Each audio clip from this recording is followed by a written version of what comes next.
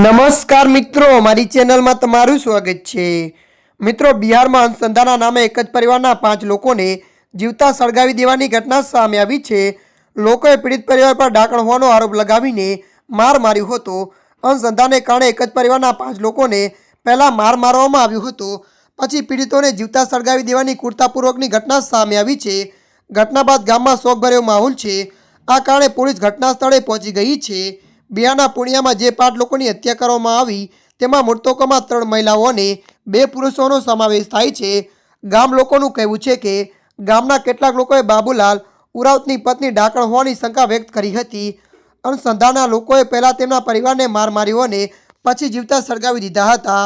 હત્યા પછી આરોપીઓ મૃતકોના મૃતદેહને કોઈ નિર્જન જગ્યાએ દફનાવી દીધા છે।